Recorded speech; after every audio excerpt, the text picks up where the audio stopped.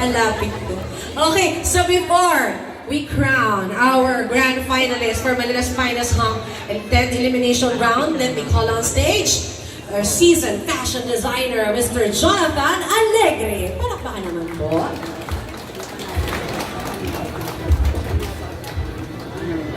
Whew.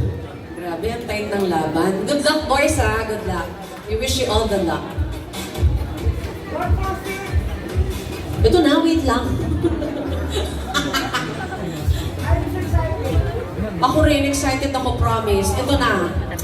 Love you, Red. Okay, let's go. Are you ready, guys? Alam ko, pinaka-aabangan nyo na to. Here we go. Our first grand finalist who will join us Number 6. on December 3 Number 6. sa cinema here at Isatan Cinerama Complex is contender number 6. contender number ito sa taas, contender number OMG Number 6. excited ako, contender number 1 Nico Cazul.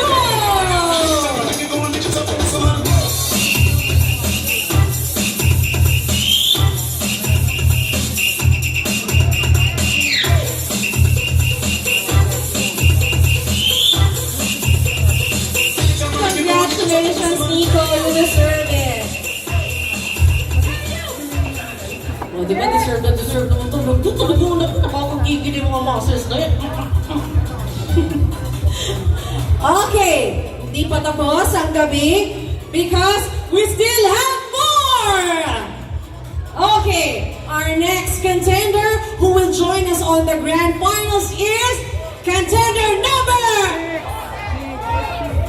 Contender number? Dito, contender number? Contender number 6! Jero Bagabaro!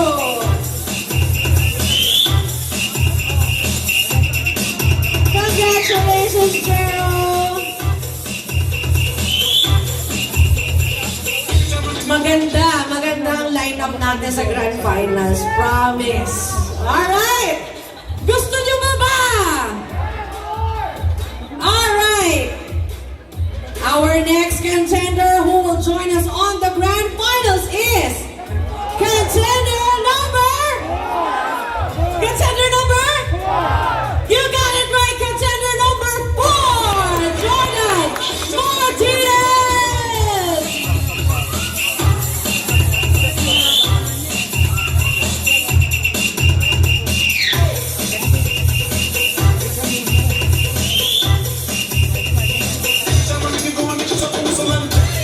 Okay, there you have it. Sila ang makakasama natin sa Grand Finals pero di pa nagtatapos ang gabi dahil we still have a wildcard contender na makakasama natin sa wildcard competition happening on November 26, November 19 rather. He is contender number 3, Inigo Franco Miguel! And to all our contestants, maraming salamat po sa inyong pagtanong. Huwag po kayong sasawang sumali sa Manila's Finest Hunk. And there you have it, the winners of the 10th elimination round of Manila's Finest Hunk Season 9. Thank you very much. I'll see you guys next week for more of Manila's Finest Hunk. Please visit our Facebook pages, Talents Manila. Again, thank you very much, our dear shoppers. Please do continue to shop here at Isatan Cinerama Complex. This has